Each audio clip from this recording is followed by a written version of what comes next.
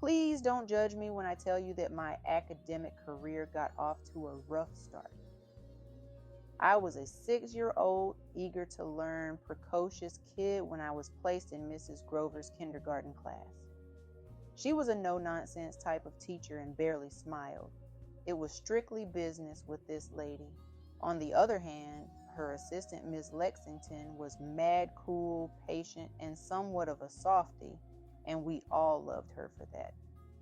Although I was a bright child, I had some character flaws. I was bossy and rebellious.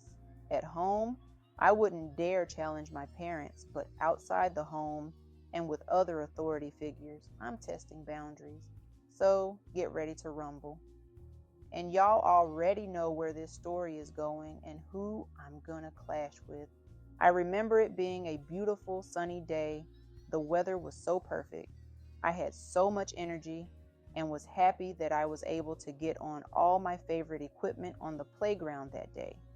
Because usually, the queues would be too long if classes overlapped each other.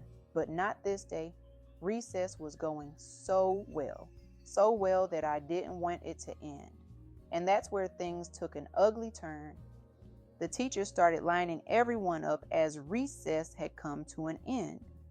Once we're in a single file line, we would march back to the classroom, grab a snack, and take a power nap. But I had other plans. I still had some play left in me and needed to stay outside for just a few more minutes.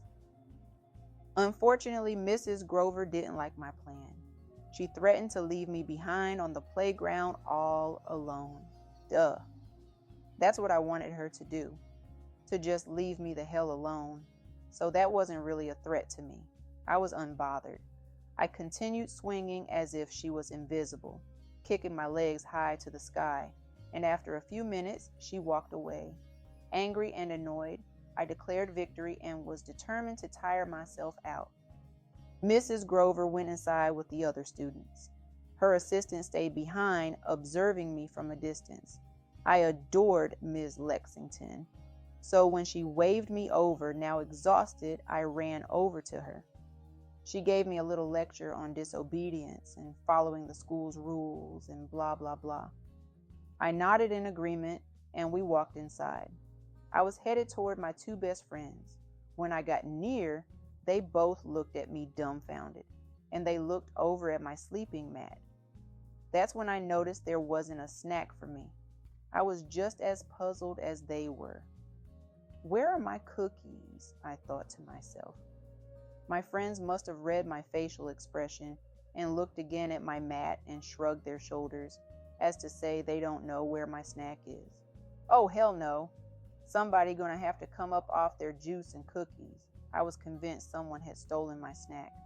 Next thing I knew, Mrs. Grover was leaning forward in front of me and shaking her finger very close to my nose, yelling, "Because of your little stunt on the playground today, you won't be getting a snack."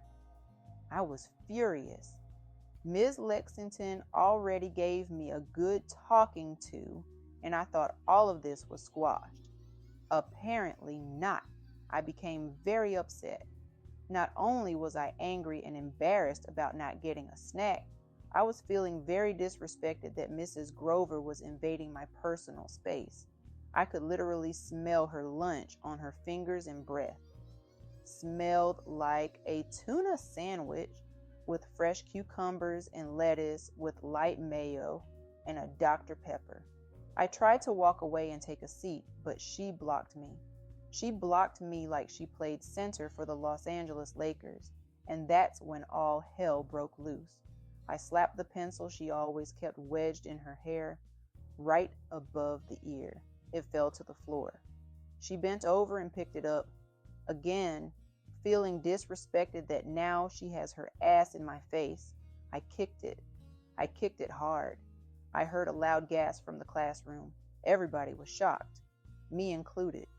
She turned around. Her face was bright red. Mrs. Grover then grabbed me by the arm and dragged me, kicking and screaming, to the principal's office, where I received my first of many school-sponsored paddlings. I also got a spanking when I got home. Now, looking back on everything, that extra 10 minutes of play was not even worth all the drama. I should have stretched that shit out to 30 minutes.